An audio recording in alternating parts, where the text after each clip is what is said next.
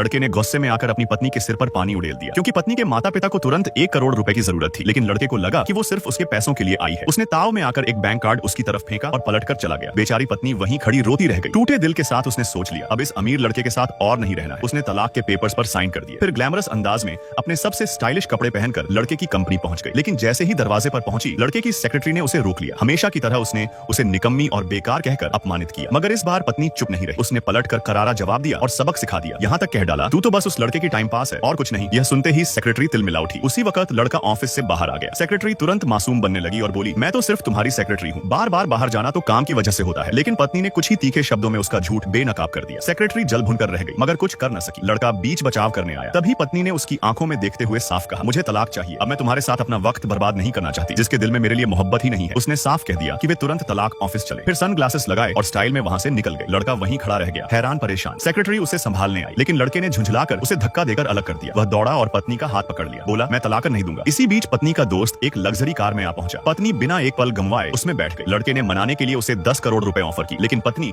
अब उसकी बेरुखी और धोखे को बर्दाश्त नहीं करना चाहती थी, क्योंकि उसे पता था उसका अपनी सेक्रेटरी के साथ गंदा रिश्ता है। कई बार उसने उन्हें ऑफिस में करीबी होते देखा था। तब डर और कमजोरी की वजह से वह चुप रही थी, लेकिन अब नहीं। अब जाकर लड़के को एहसास हुआ कि उसने अपनी पत्नी का दिल कितना तोड़ा है, मगर अब बहुत देर हो चुकी थी। पत्नी का फैसला अटल था, वह तलाक चाहती थी। तभी सेक्रेटरी बाहर आई और लड़के से बोली, मैं हमेशा तुम्हारे साथ रहूंगी, अपनी पत्नी को भूल जाओ। लेकिन अगले ही पल लड़के ने उसे जोरदार थप्पड़ जड़ दिया और हमेशा के लिए उसे सारे रिश्ते तोड़ दिए।